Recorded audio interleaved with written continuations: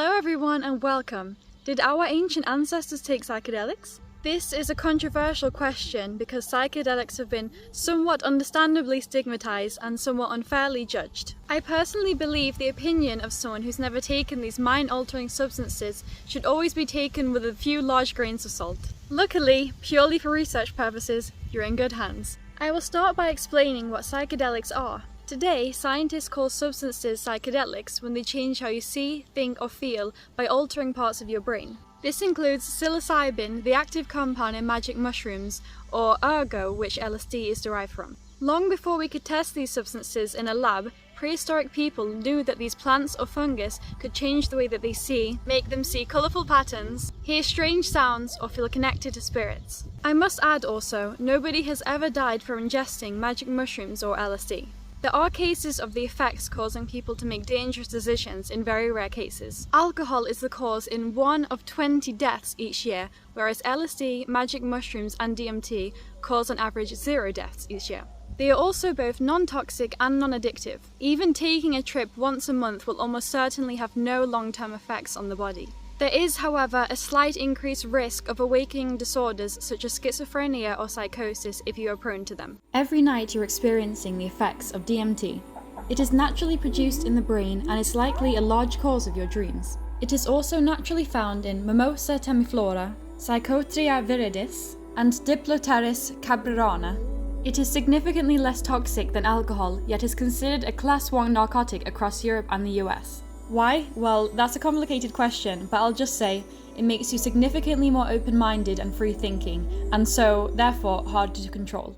Something I forgot to mention when filming this video is that psychedelics boost neuroplasticity. They help your brain become more flexible and open, like how the brain of a child works. This means it's easier to form new connections and break out of rigid thinking patterns. This is especially important for older generations that tend to slip into black and white thinking as they age. Some early research even suggests that psychedelics might help with diseases such as Alzheimer's by encouraging the brain to grow new pathways. I want to give a quick disclaimer and say, although I think I've compiled quite a few interesting points in the argument of ancient psychedelic use, the overall evidence is still quite small. This is for 2 main reasons. First, the soil here in Northern Europe is highly acidic, which means organic materials such as dried herbs, mushrooms, seeds and so on decompose very quickly and completely.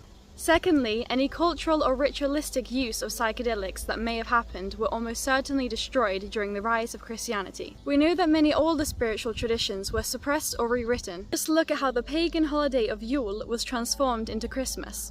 From the perspective of the early church, a substance that alters consciousness or promotes independent spiritual thinking was of course deeply threatening. So it's no surprise that such practices, if they were present, were either censored or destroyed. With that in mind, let's move on. Let's look at a fascinating site in Spain called Selva Pascuala. There, the rock art shows painted mushrooms very similar to Psilocybe hispanica, a type of psychedelic mushroom found in the area with its cone-shaped cap and skinny, wavy stalk. These mushrooms are painted next to a bull, which is interesting as these mushrooms grow specifically next to animal dung, hence why the bull is leaving behind a trail of mushrooms. Spain is of course Southern European, but it gives us a model of what might have happened up north. It's reasonable to believe that Bronze or Iron Age people in Northern Europe did similar things. I understand you're probably not yet convinced. Let me continue. In Denmark, on the Jutland coast, scientists did a chemical analysis of Iron Age pottery from around 200 CE and found traces of tropane alkaloids. That means plants like deadly nightshade or henbane were probably used. These plants cause hallucinations and delirium. Researchers identified molecules of atropine and scopolamine, which are key hallucinogenic compounds. Traces of ergo, which LSD is derived from, were also found in chalices from ancient Greek temples. Finding them in pots from ritual contexts suggests people were making brews to induce psychedelic states.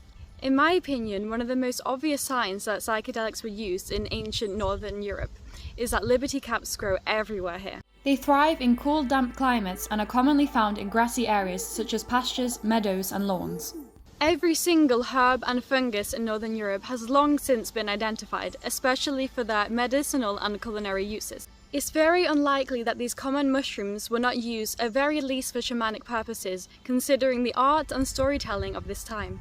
All over Northern Europe, ancient people carved spirals, concentric circles and looping patterns into stone. When you stare at these carvings, they look a lot like visual effects people see when they take psychedelics. Swirling tunnels, kaleidoscopic patterns, and repeating grids. Here are 6 examples of Stone Age Scandinavian rock art, all with strange net-like patterns. 3 from Finland, 2 from Norway, and 1 from Sweden. Anthropologists that study modern shamanic cultures write that most shamans carve or draw geometric patterns after their trances to record their experiences. In other words, the symbols on these stones could be maps of inner journeys. Further north, the flyagaric mushroom, or Amanita muscaria, with its iconic red cap and white spots, has long been connected to ancient shamanic traditions. Ethnographic records and comparative research with Siberian cultures paints a compelling picture of usage from the Sami people of Scandinavia. In Siberia, shamans consumed Amanita muscaria to enter trance states, communicate with spirits, and perform healing. Some accounts suggest similar practices among the Sami Noaidi, or shamans, who used rhythmic drumming and ecstatic dancing to induce altered states. The visual symbolism on traditional Sami drums, spirals, celestial bodies, and animal spirits often depict themes associated with visionary experience.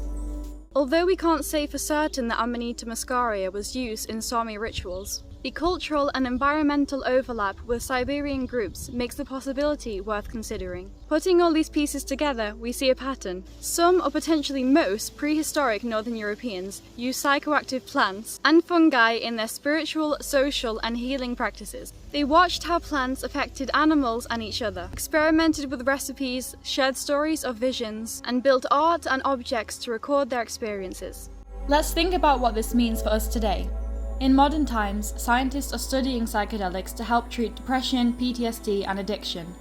But when we look at prehistoric use, we see that humans have probably been exploring altered states of consciousness for thousands of years. It's a timeless part of the human story. One of the most fascinating ideas to come from the study of psychedelics and human evolution is the so-called stone-aped theory, proposed by ethnobotanist Terence McKenna. According to this theory, early hominids encountered magic mushrooms, likely Psilocybe cubensis, growing in the dung of herd animals. McKenna suggested that these mushrooms, when consumed, enhanced visual abilities, stimulated group bonding, encouraged vocal experimentation, and triggered the cognitive leaps that led to language, art, and culture. In higher doses, the mushrooms may have caused ego dissolution and mystical states that seeded the earliest forms of religion. It is an interesting attempt to explain the sudden explosion of self-awareness in Homo sapiens. Researchers are still discovering new evidence. Advances in lab techniques, like better ways to find tiny amounts of plant chemicals in old pottery or tools, are expanding on what we know. Teams of archaeologists, chemists, and botanists are working together to map where psychoactive species grew, how people traded them, and how climate changes affected their availability. I hope I can make an updated video in 5 years with even more evidence, especially now that Sweden is studying psychedelics seriously in therapeutical use. Thank you for joining me on this exploration of prehistoric tripping in Northern Europe. If you like this video, please like and subscribe for more videos on the spiritual histories of our ancestors. As I'm currently not monetized, you'll also find ways to support me down in the description.